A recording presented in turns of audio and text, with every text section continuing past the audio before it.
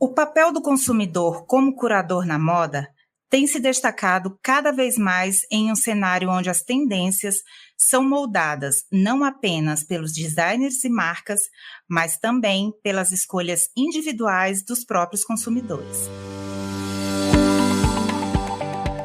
Nesse contexto, o consumidor assume o papel de um curador de estilo, selecionando cuidadosamente peças de roupa, acessórios e combinações que refletem a sua identidade, gostos pessoais e valores. Essa abordagem vai além de simplesmente seguir as tendências ditadas pela indústria da moda, permitindo que os consumidores expressem sua individualidade e criem narrativas visuais únicas através de suas escolhas de moda. Além disso, o consumidor como curador na moda também desempenha um papel fundamental na valorização da diversidade e inclusão na indústria da moda. Ao fazer escolhas conscientes e diversificadas em relação às marcas que apoiam e aos estilos que adotam, os consumidores têm o poder de influenciar as narrativas da moda e promover uma representação mais autêntica e inclusiva na indústria. Essa abordagem empodera os consumidores a se tornarem agentes de mudança, promovendo uma moda mais democrática, diversa e socialmente consciente. Pegue um café e vem com a gente nesse Papo Fashion. Oi! Olá, aí, tudo bem? Tudo bem, Melissa? Bem, e você? Nossa, aqui super animada, a gente tá num dia importante, né? Que dia é hoje? Último episódio da temporada 1.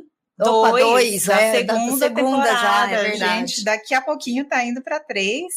E hoje, para celebrar isso, a gente tem uma convidada assim, que a gente tá querendo trazer desde o primeiro episódio. Desde quando a gente falou, vamos fazer um podcast de cultura e consumo, temos que chamar a Ana Paula. Temos, e hoje ela tá aqui com a gente. A gente está gravando hoje aqui dos estúdios da Rádio Well, então a gente aproveita para agradecer a parceria com a rádio e agradecer o apoio de toda a equipe aqui por trás, né, do projeto. E pedir, né, para a nossa Paula, convidada se apresentar para os nossos ouvintes.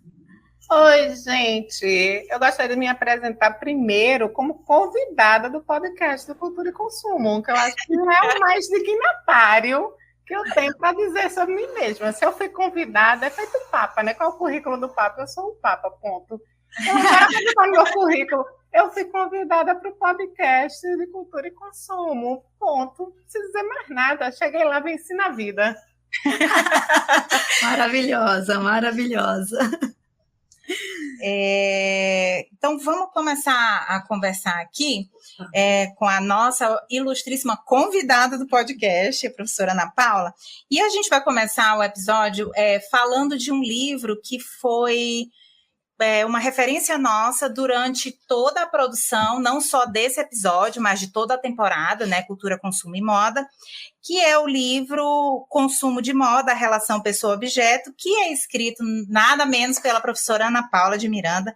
Inclusive, está na Amazon para quem quiser adquirir essa obra, né? Então as pessoas podem comprar o livro físico para quem é de livro físico e pelo Kindle também quem é de e-books. Então, e comprem, porque é uma leitura super palatável, super gostosa, mesmo sendo de cunho acadêmico, né? Porque as pessoas têm aquele medo, ai não, mas eu vou ler, né, coisa da academia, mas é muito palatável a leitura, é bem gostoso de ler. E é muito legal, e esse livro, ele guiou a gente assim, nessa construção de toda a temporada, então é uma excelente referência, ele vai estar na descrição do episódio, né, a referência dele certinho.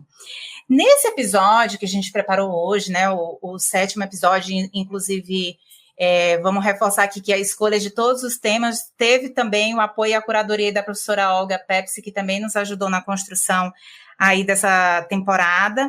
E um tema sugerido foi sobre os consumidores como curadores de moda, né? É um tema atual, é um tema que a gente pode trazer novos insights e agregar realmente aí conhecimento, mas antes da gente aprofundar e começar a discutir esse tema propriamente dito, a gente recebe muitas perguntas em inbox ali, né, dos nossos ouvintes todos os dias, e umas a gente vai respondendo na hora, outras a gente já seleciona para trazer aqui e responder no ar.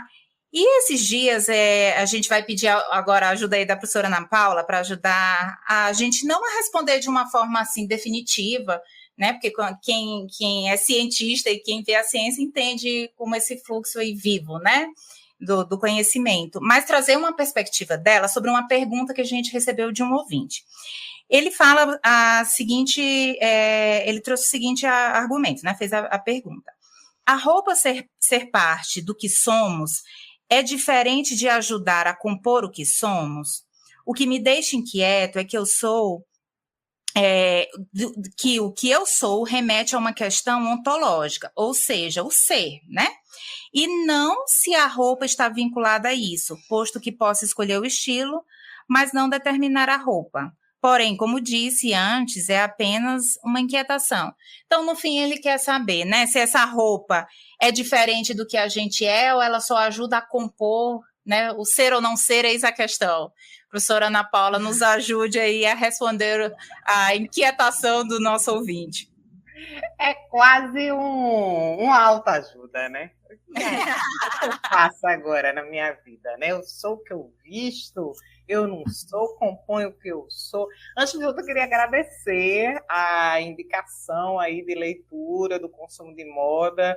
É um livro que eu escrevi baseada na minha tese de doutorado, mas realmente com aquela minha preocupação de sempre de explicar as coisas de uma forma que todo mundo possa entender. Eu não acredito em textos nem escritos nem falados que sejam herméticos, porque se você faz um texto escrito ou falado hermético, significa que só dentro daquela bolha, né, daquele grupo, vai haver a compreensão.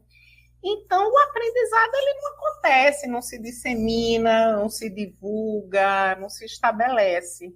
Então, eu gostaria até de aproveitar esse momento para dizer a todos sobre isso, né? Às vezes a gente acha que falar bonito, falar difícil, fazer um texto que o outro vai ficar dificuldade de compreender, fala da nossa inteligência. Eu acho ao contrário, fala que você não consegue expressar o que você entende saber, né? Então, se você sabe para explicar para qualquer um. Para uma criança de 2 anos de idade, você chega para a criança e explica o que é marketing. Para uma criança de 2 anos de idade, se você realmente entende do assunto em profundidade. Essa é a primeira questão que eu queria colocar para vocês. E a segunda, vamos responder aí a angústia do nosso amigo traduzindo Sartre. Sartre tem um livro chamado O Ser e o Nada. E é um livro que ele vai falar sobre as questões ontológicas, né? E um dos capítulos do livro, ele vai fazer essa relação entre o ter e o ser, sendo igual ao possuir. E nessas reflexões sartrinianas, né, se é que eu estou dizendo a palavra certa, ele é um filósofo existencialista, né? Então, ele vai chegar à conclusão que a gente está sempre construindo todas as nossas posses em cima de uma coisa chamada desejo. Uhum. E como é que ele define o que é desejo? Ele diz, desejo é a ausência do ser. E é pautado no ser de que ele faz falta. Então, o ser está no não ser, e o não ser que vai definir o meu ser. Traduzindo, a gente quer o que a gente não é. Uhum. Faz falta, né? O vazio existencial. Uhum. Né? Tem gente que procura dentro da geladeira, né? Que está fazendo falta. Né? Aquela coisa assim, você não vai achar esse sentimento, essa emoção, essa característica dentro da geladeira. E tem gente que procura nas lojas, dentro do guarda-roupa. Essas características, esses significados, essas emoções. Então, são várias questões associadas que a gente vai procurar nas nossas posses. E como o vestuário, ele é dentro de todas as possibilidades, né, de objetos tangíveis ou intangíveis que a gente possa possuir. O que tem o maior nível de comunicabilidade, né, de habilidade de comunicar, por quê? Ele tem esse maior nível de comunicabilidade, né? Ele é passível de personalização, ele é passível de variabilidade, né? Porque eu boto aqui um acessório, uma blusa, uma calça, um sapato, um relógio, uma bolsa. Então, eu tenho palavras para uma frase visual, uma composição.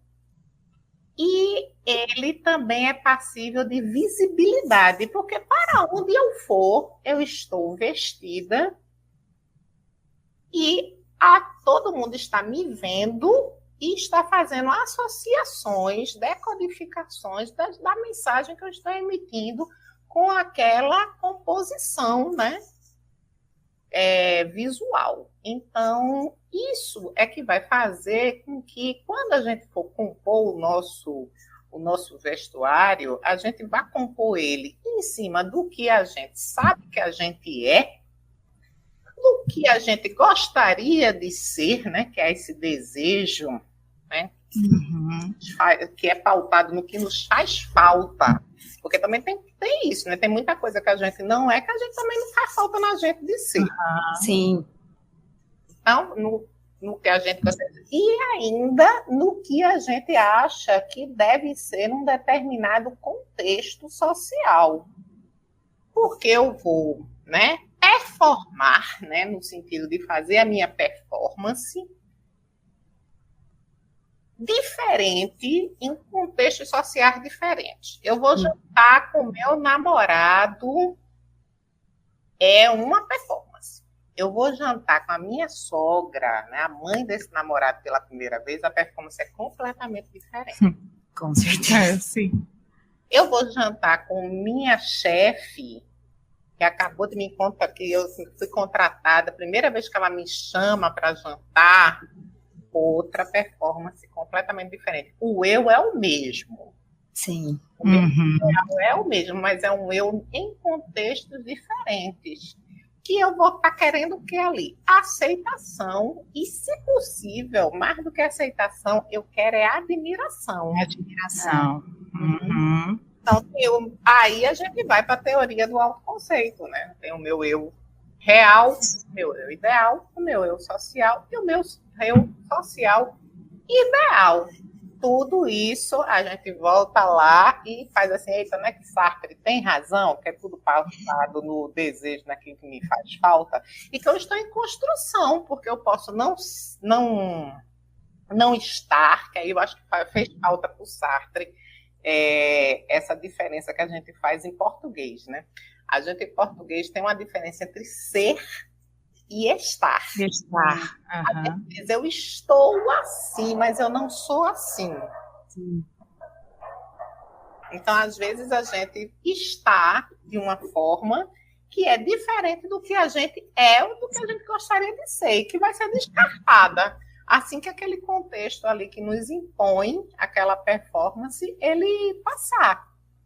E eu posso ser de uma forma e entender ao longo das minhas experiências compartilhadas na minha vida outras formas de ser que me sejam interessantes, de que eu posso construir, eu posso mudar. E a gente volta para o vestuário, né? Não só o vestuário, mas todos os objetos que nos circulam como formas de afetar e de ser afetado por esses objetos. Eles não só são instrumentos de relação com o outro, como eles são o próprio objeto da relação. A gente tem uma relação, né, com esses objetos no sentido que a gente afeta e é afetado por eles. Por isso que tem objetos que são tão difíceis de descartar e outros que a gente descarta muito facilmente. Vai depender de quanto é que a gente é dependente daquele objeto emocionalmente. Perfeito. Perfeito. Eu acho que agora nosso ouvinte conseguiu, pelo menos abriu aí Abriu, um leque, né, de leque. horizontes para pensar. Obrigada. Agora sim a gente parte, né, para o consumidor curador. Exatamente. A gente, né, já vem, como a gente é um podcast de cultura e consumo, na primeira temporada a gente fez um episódio inteiro dos consumidores, né? Uhum. Qual que é o papel deles aí nesses processos de consumo, né, entre mídia, cultura e o próprio consumidor. E a gente traz o consumidor curador aqui nesse episódio de moda, porque é um lugar que o consumidor realmente, como é que fala? Provê o papel dele de ser um agente ativo num processo de consumo. E quando a gente fala de moda, a gente tem algumas, né, tendências aí que a gente traz sobre o consumidor curador, que é a questão, a primeira coisa, né, trazendo aqui para a nossa contemporaneidade, nesse momento de tecnologia, redes sociais e smartphone, é o empoderamento que o consumidor tem. Primeiro, por questões de informação, que o consumidor hoje tem muita informação do que ele vai consumir, né? Diferente de 20 anos atrás, se a gente precisasse comprar uma televisão, a gente dependia exclusivamente do vendedor lá da Casa Bahia, né? A gente não tinha tanta informação. Hoje a gente já chega, né, já olha todos os sites, enfim, reclama, o consumidor tem né, o Reclame Aqui é um site aí muito que a gente pode exemplificar, né, de um consumidor que vai ali ativo, os consumos Airbnb, quem nunca olhou, né, as reviews que as pessoas falam ali né, do que os consumidores deixam antes de alugar um hotel que está muito barato, que está prometendo muitas coisas. A gente tem a questão da diversidade e inclusão, né, que esses consumidores começaram a questionar, nossa, né, meu corpo não é esse corpo aí que a indústria da moda, né, produz só, existem outros corpos, existem a questão da consciência ambiental e social, a personalização e customização, que, né, você exatamente foi, né, falou, deu toda a introdução sobre o eu social, o eu ideal, o meu eu real, a questão de como a gente vai em diferentes lugares, a gente se personaliza todo o nosso look, às vezes usando até os mesmos objetos, mas com combinações diferentes, eles mudam e isso dá, né, algo... Comunica algo diferente. E, obviamente, né, com toda essa experiência do cliente, digamos, aí na indústria da moda, e que dá para o consumidor um poder muito grande. Então, a gente quer saber, professor, né, para você continuar dando as suas maravilhosas contribuições, partindo dessas transformações históricas que a gente citou aqui, e desse consumidor que era passivo, né, mais passivo, digamos, não sei se ele foi tão passivo o tempo inteiro, mas mais passivo. A gente queria que você ajudasse o nosso ouvinte a entender o que é o consumidor curador e como ele surge, se é possível, né, colocar um ponto assim do surgimento dele, e se você teria algum texto para indicar para a gente e para os nossos ouvintes sobre esse assunto.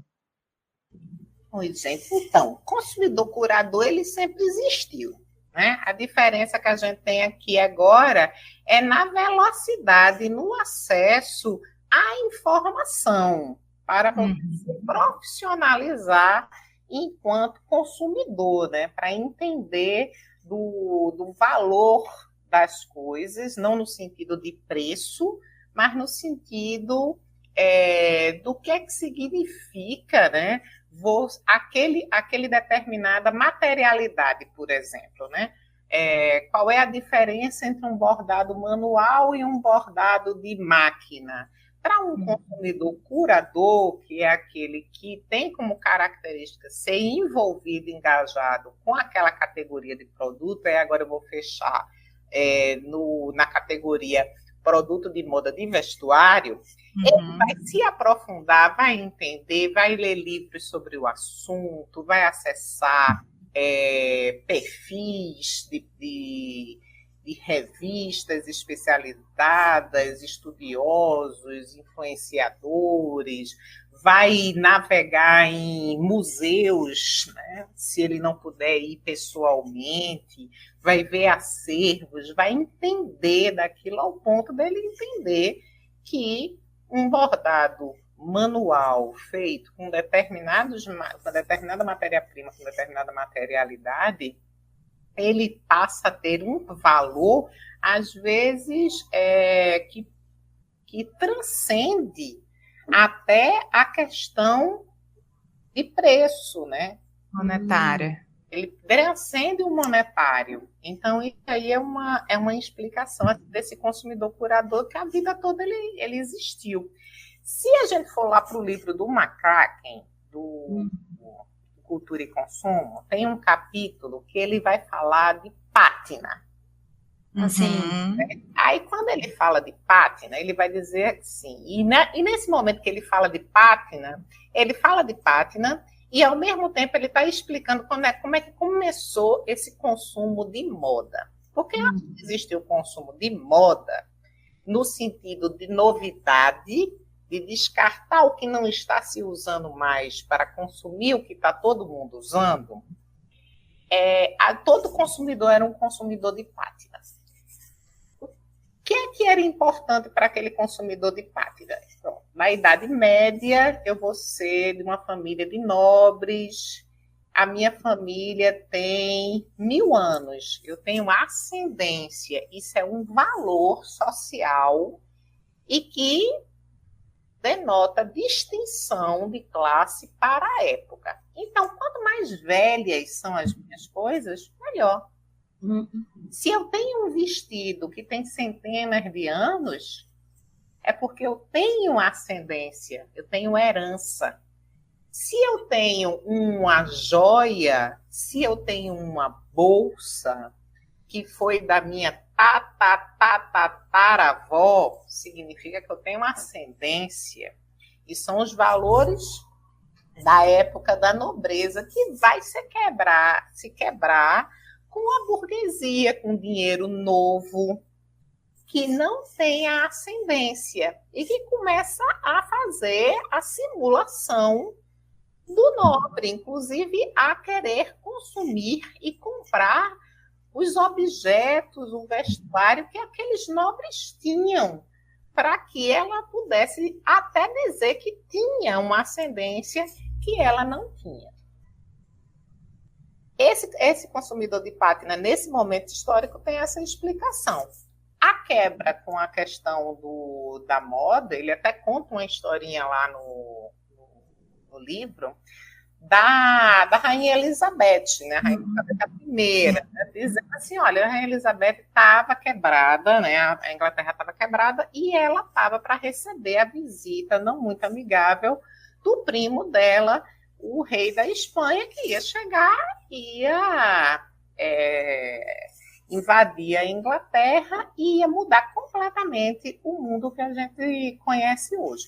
E como foi que a Elizabeth deu um clique assim nela de como é que ela ia conseguir dinheiro para armar, né, a até hoje conhecidíssima marinha inglesa?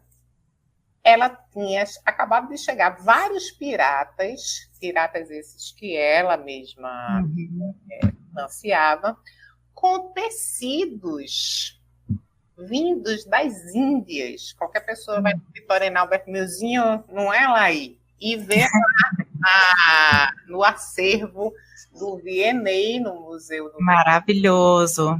Essa é do que eu estou falando. Então, aí a Elizabeth faz assim, já sei, eu vou pegar, né, e vou fazer roupas para mim com esses tecidos. E ela chega na corte com aqueles tecidos. E aí o pessoal olha um para o outro e faz assim, mas espera aí, que a Elizabeth agora está usando umas coisas com os tecidos que a gente não tem. E ela era a influenciadora da época, né? Ela era a Jade Picon da época. Era a Selena Gomez, né, para falar da maior influenciadora mulher que só perde para o Messi e para o Cristiano Ronaldo do mundo todo. Então, ela era a Selena Gomez da época e ela estava com aqueles tecidos novos e o pessoal assim, não, agora a gente tem que ter esses tecidos. Então, aqueles nobres, aquela burguesia que não queria dar dinheiro para fazer a frota da marinha mercante, deu dinheiro para esses tecidos, essas joias, esses acessórios, para ficar igual a Elizabeth, porque não podia destoar, para ser o quê? Aceito, admirado. Admirado. E foi tudo cobrado a preço de de luxo, de raridade e escassez elevada à milésima potência. E foi assim que a Elizabeth ganhou a guerra com a sua capacidade de usar e de estabelecer o sistema da moda. E quebra essa ideia da pátina e vem a ideia do novo. Tem vários momentos, dependendo do autor que vocês forem ler, que vai falar aonde foi que nasceu a sociedade de consumo, onde é que foi estabelecido o sistema da moda. Eu particularmente adoro essa muito boa. do McCracken, porque ele mostra várias questões, né, para a gente analisar em relação a isso. E aí, a gente vem andando, né, faz a nossa trajetória histórica e vai entender essa palavra curador sendo sempre usado para quê? Você tem o curador do museu. O curador do museu é qual? É aquele que escolhe os objetos que vão ficar ali no acervo e vão representar momentos da história daquele estado, daquela cidade, daquela época, para que os cidadãos, os descendentes, eles entendam o que foi que aconteceu ali.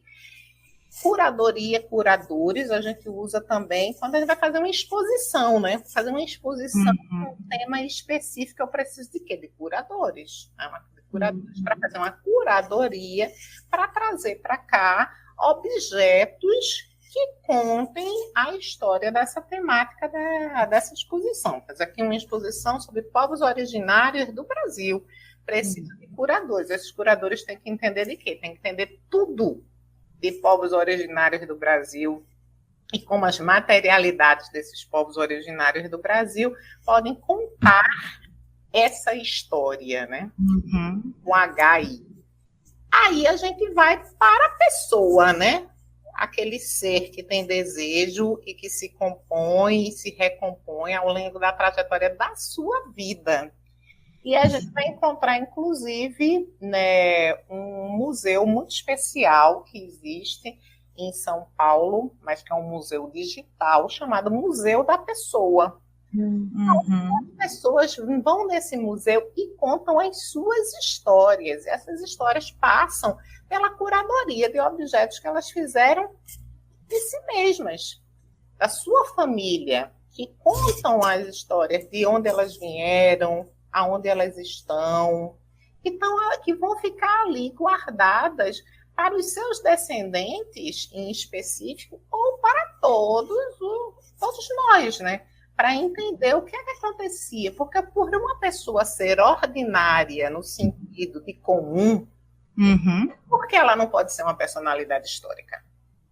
A gente só não sabe se existem outras Elizabeths na época da Elizabeth, mas a Elizabeth era a rainha da Inglaterra. Então, como personalidade histórica que estava ali, né, colocada num determinado cargo, a gente tem conhecimento de Elizabeth, mas a gente não tem conhecimento sobre mulheres, homens da época que construíram também histórias fantásticas, que serviriam de narrativas para a gente compor o nosso entendimento de mundo também.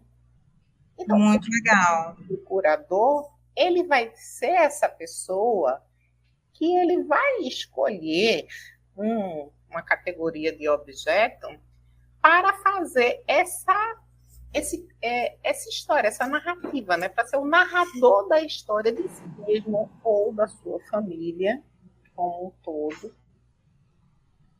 Ou essa história ele vai querer contar só ele para ele mesmo, né? Quando eu ficar velhinha, eu vou olhar para esses objetos e vou falar de tudo, né? Que eu senti, as emoções que eu senti. Ou eles vão estar aqui também como alertas para as outras pessoas, como histórias a serem contadas para os meus descendentes, né? O que é que a gente passou enquanto família, enquanto pessoas. Se você for lá em Curitiba, tem um museu judaico que tem informação, né? Tem ali os objetos, as histórias, para dizer assim, olha, essa pessoa, ela passou por toda essa situação, superou E por isso eu estou aqui, né? Eu estou aqui, descendente, para contar essa história, porque eu vivo, eu existo, porque houve esse... Precisa ser contada, né? Porque alguém contou e registrou. E teve, e superou, né? E está aqui, esses objetos materializam a existência dessa pessoa que permitiu a minha existência. Então, o consumidor curador, ele... todo mundo é consumidor curador? Não necessariamente. Tem pessoas que não têm o interesse, o engajamento, o envolvimento em ser um guardião de histórias. E está tudo bem, não tem problema nenhum, não existe superioridade nem inferioridade em relação a isso. Mas em relação ao consumidor curador, ele tem como suas características esse interesse, né, de guardar essas histórias, de fazer a tangibilização dessas histórias, e que pode ser de várias formas. Aí, se vocês me perguntarem em relação ao consumidor curador de moda, a gente percebe que tem uma característica muito específica para esse consumidor, que é o que a gente chamaria aqui de um fashionability, sabe? Uma de fashion. Aquele toque. Conhecer, sabe aquela pessoa que um lenço não é só um lenço pode ser uma faixa, um turbante, pode amarrar no pescoço de 1.500 maneiras. Fica lindo de todo jeito, parece que, né? Na bolsa. Então, assim, é uma habilidade, né, explicada pela teoria da prática, né, de cultura de consumo, que aquela pessoa tem com aquele lenço, que vai fazer com que ela tenha até mais... aquele lenço, ele tem uma atemporalidade. Ela não precisa de uma moda de lenço. Olha, agora está todo mundo usando lenço. Ela vai usar lenço a vida toda, porque faz parte da habilidade dela de compor o look dela, de ser protagonista de si mesma, de usar aquele lenço. E aí a gente vai para a nossa palavra-chave entre o consumidor curador e o consumidor não curador, que é a temporalidade.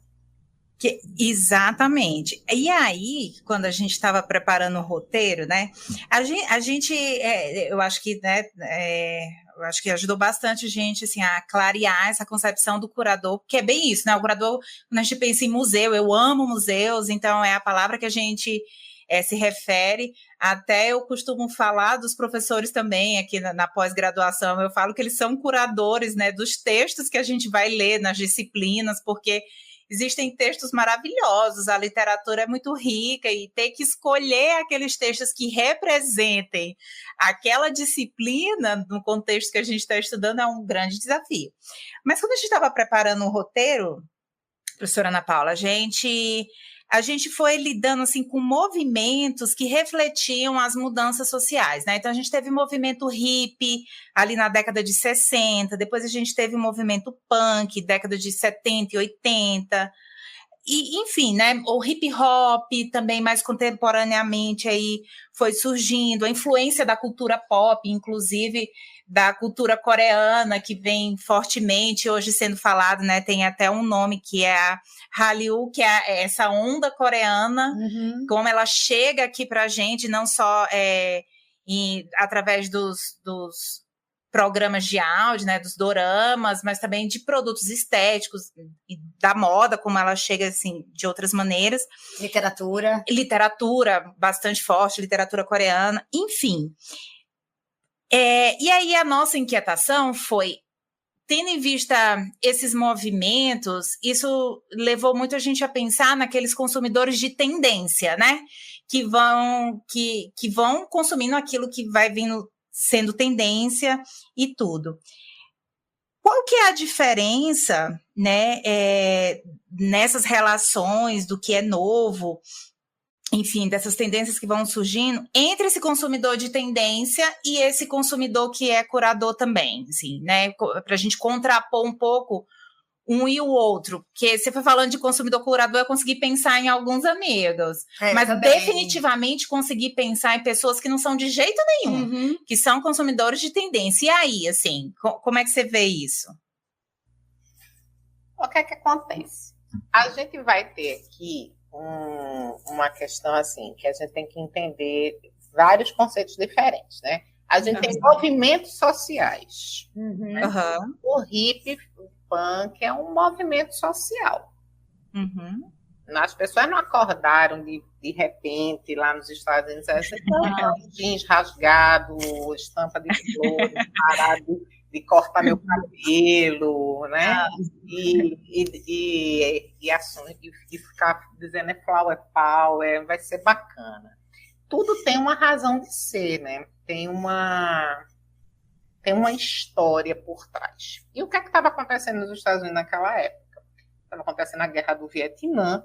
Sim. A juventude sendo enviada para essa Guerra do Vietnã, entendida na época e até hoje como extremamente desnecessária, né? E nesse desnecessário dessa guerra, como é o desnecessário de todas as guerras, né? Todas as guerras, como a gente está vendo agora, nesse nosso momento de guerras também extremamente desnecessárias, né? Nunca nada vai explicar e justificar uma guerra, nunca. Mas, em específico, essa guerra do Vietnã, voltando para ela vai ter um problema seríssimo, porque ela vai funcionar para alimentar uma indústria armamentista, né? Para o lucro dessa indústria, que vai ter um impacto em riqueza econômica para um determinado país. Então, a juventude fala assim, eu não quero ir para essa guerra, eu não vou morrer para isso, né? Apesar de que os primeiros a irem para essa guerra eram os negros, os pobres, né? Então, aquela coisa daquele sistema que é muito rolo compressor, né?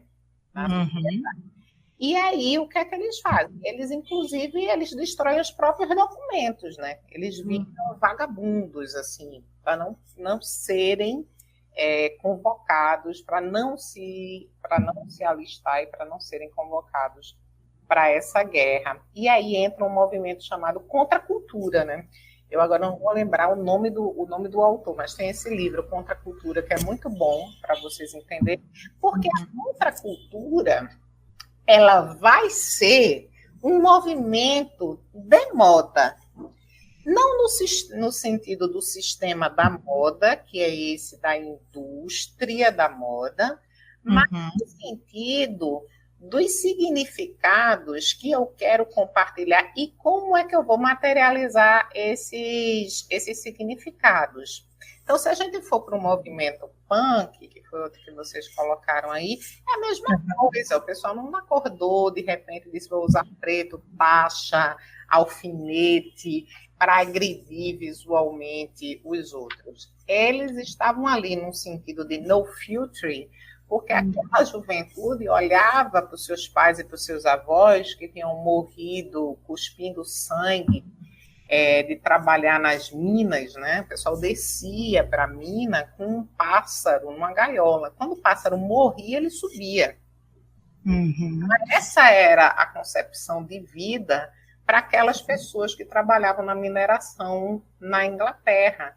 E esses jovens, nesse momento, falaram assim, não é isso que eu quero para a minha vida, e eu contra a cultura. E aí, nessa contracultura, vem o movimento punk, e ele é moda no sentido que ele expressa o espírito do tempo, né? Aquele tempo. Assim, tá lá o movimento hippie nos Estados Unidos, tá lá o movimento punk na Inglaterra, e como são lugares colonizadores, esses movimentos, eles colonizam o resto do mundo. Aí vai que não compartilhou aquela experiência histórica de guerra de Vietnã, nem teve os pais da gente e os avós morrendo afogados no próprio sangue nas minas, trabalhando nas minas, a gente assume essas identidades, né? A gente assume esses movimentos. Esses movimentos, eles continuam, né? Só que, assim, atualmente a gente vê assim, eita, é a volta da tendência borrou.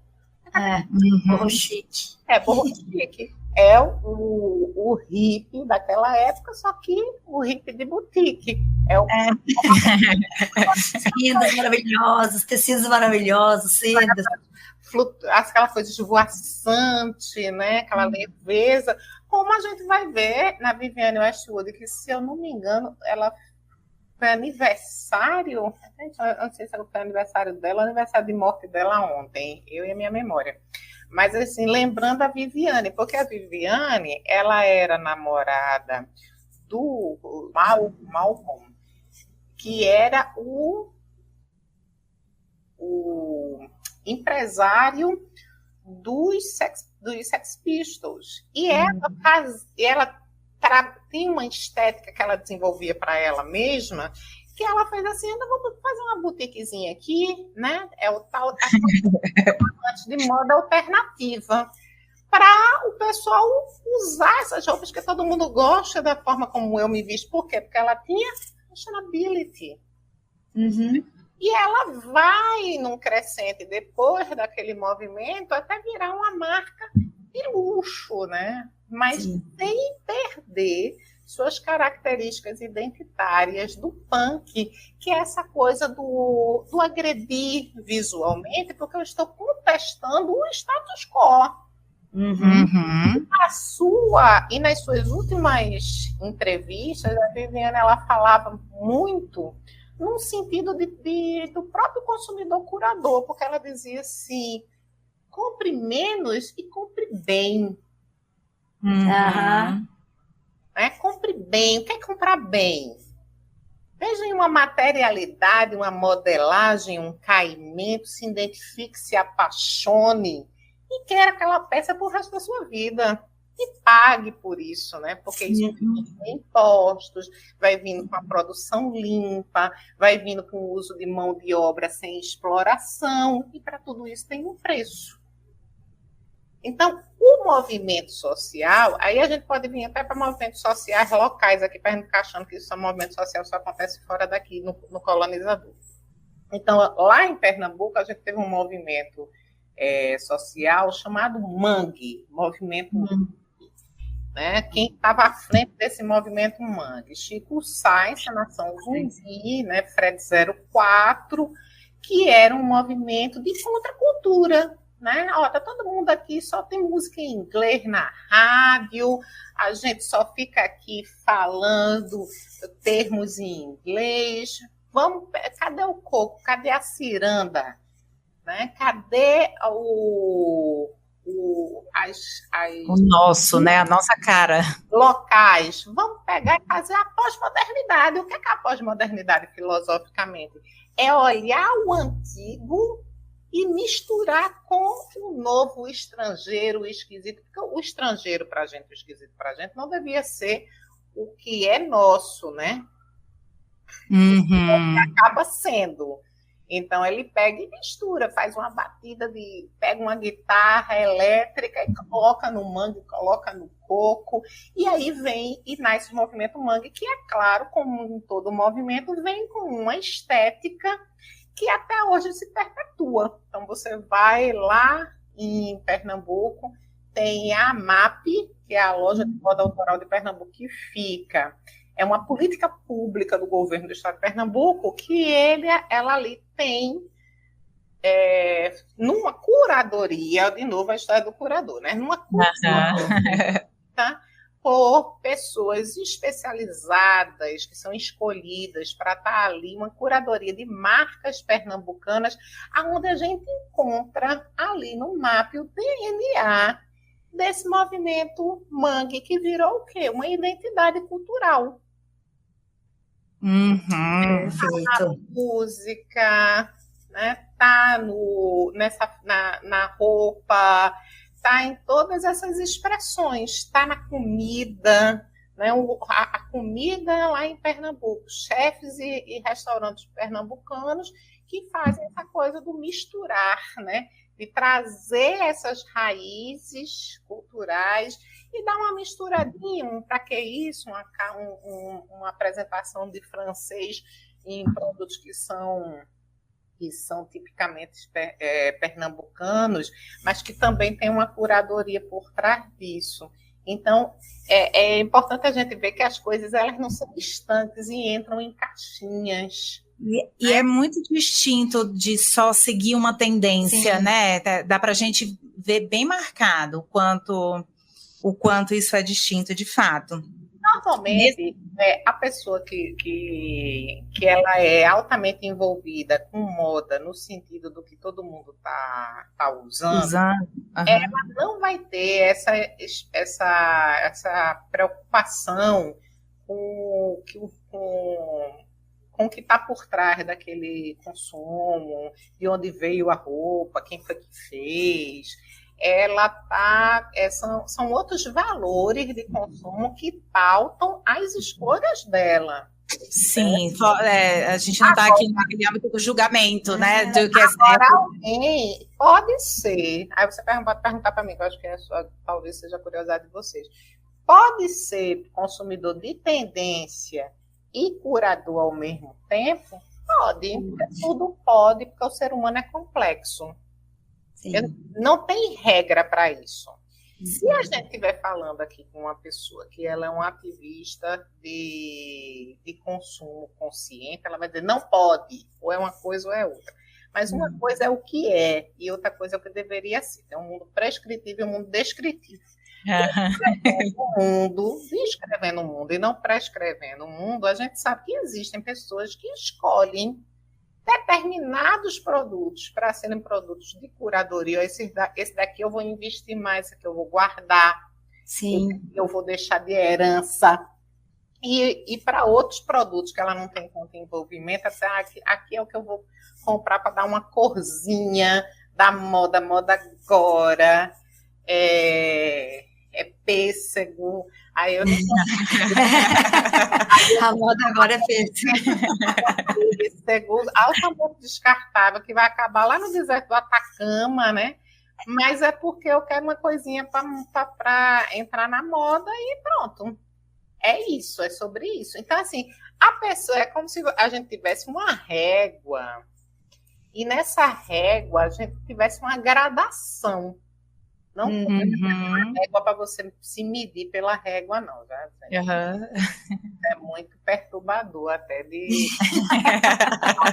social. Mas é uma gradação. Então, assim, quanto mais envolvido você for com as temáticas de sustentabilidade, do slow fashion, fatalmente você vai ter mais cuidado, mais reflexão, vai consumir menos, vai entrar em um dos movimentos que acontece também como resposta a toda essa preocupação ambiental, né, que o mundo já pegou fogo, né, né, olha, o aquecimento, acredito, não acredito, não acreditar em quê, né?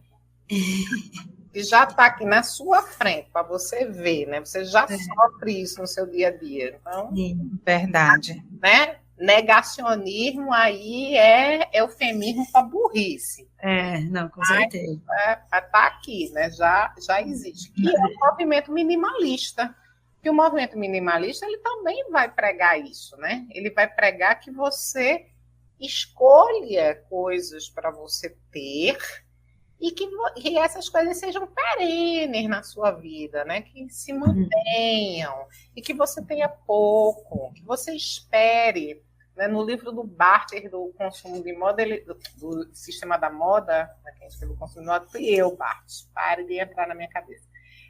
No sistema da moda, ele diz assim, quando é que a gente sabe que a gente está dentro do sistema da moda? É quando o consumo é maior do que o desgaste. Aquela reflexão, quantas calças jeans você tem no seu guarda-roupa?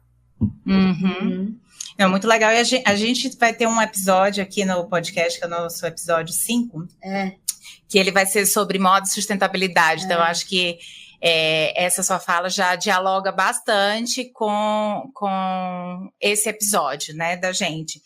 Antes da gente ir para a reta final aqui do episódio, professora Ana Paula, a gente queria lhe pedir, durante a sua fala, você já foi dando muitas dicas culturais pra gente, né? Várias. De museus, a gente tomou nota de todas e elas vão estar na descrição. Mas a gente tinha pedido para você preparar uma dica cultural para a gente e a gente queria lhe pedir uma dica cultural aí para os nossos ouvintes e para a gente também, Clara, que a gente ama.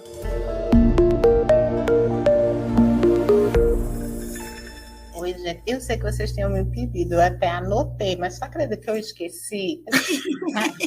Eu lembro que tinha uma música, você falou que ia...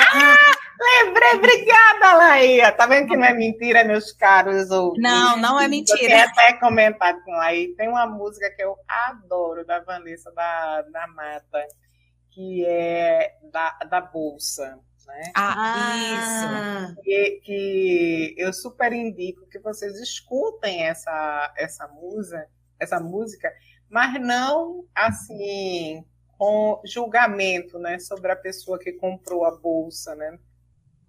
Mas sobre uma reflexão, né, uma autorreflexão até sobre a nossa relação com os objetos e como a gente transfere para esse ato de compra a responsabilidade sobre a nossa própria felicidade. Muito legal. Várias pesquisas acadêmicas a gente vai encontrar essa relação, né, entre espiritualidade, gratidão, consumo e essa busca pelo bem-estar, né, de estar se sentindo bem. Nas minhas pesquisas, normalmente eu pergunto para as pessoas, mas aí, o que é estar bonita para você, estar bem vestida? Aí a pessoa responde quase que invariavelmente, é estar bem. E o que é estar bem? Estar bem, né? Uma pergunta. O que é esse estar bem? Então, essa música da Vanessa da Mata, cantada, interpretada por ela, vai falar exatamente sobre isso, sobre a gente estar abrindo esse fato que a gente é afetado pelos objetos e como a gente terceiriza, por assim dizer, né, a responsabilidade da nossa felicidade para esses objetos, principalmente. Muito bom. Isso é puro suco de cultura e consumo. E a primeira convidada que dá uma música como dica, verdade. Né? É maravilhosa. Professor, a gente já está entrando na reta final e a gente não pode deixar de pensar na personalização, né? Como esses consumidores, eles personalizam tantos objetos e itens de moda, mesmo que não vire tendência, mas a gente quer entrar um pouco nessa questão da personalização. Então, como a personalização, na sua opinião, ela contribui para esse sentimento de identidade única e empoderamento em relação ao próprio estilo? Levando em consideração o que a gente está falando sobre consumidor curador, obviamente.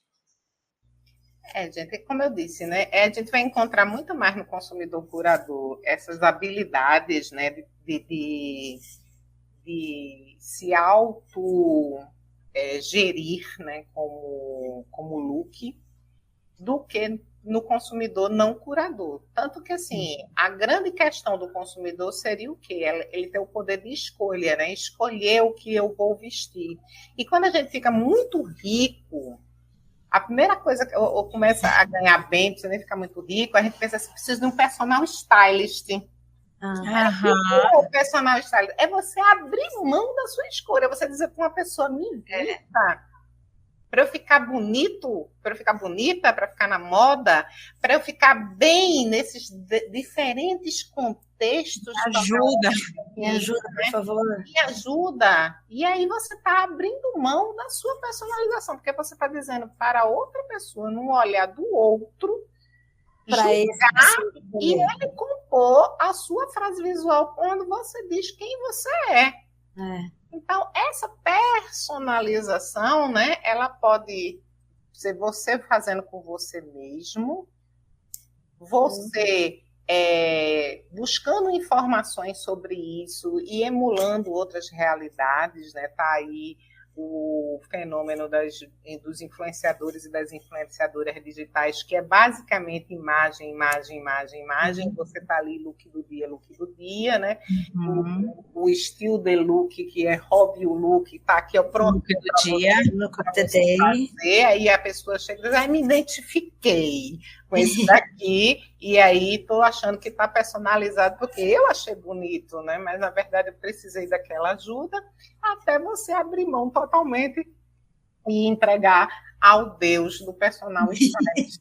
Então, são essas questões. Eu acho que é uma boa reflexão para, né, a gente encerrar aí essa temporada entender, de moda e entender, né, de como às vezes a gente vai abrindo mão dessa nossa individualidade sem nem sequer perceber. E para aquela coisa, né, do ser aceito e admirado. Isso ficou muito presente na minha cabeça, do ser aceito e admirado. Para mim também. Então, de quem é a escolha nesse comportamento de consumo, né? Fica aí, né, para, como dizia Clodovil no programa dele, essa é para você pensar em casa.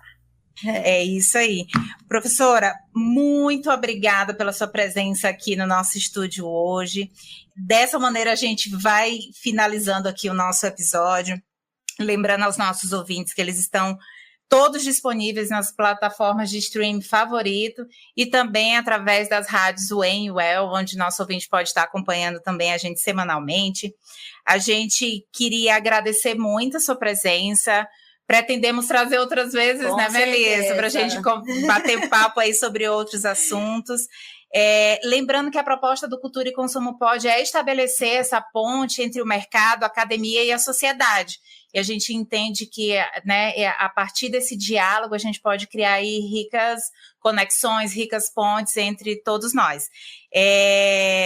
Isso, né? Obrigada, professora. Muito obrigada, tchau, e a gente se vê em breve. Tchau, gente. Obrigada pelo convite. Adorei. Viva São Jorge! Viva o dia dele! Aos guerreiros e guerreiras da moda e da pesquisa de consumo. Beijo, tchau. Beijão.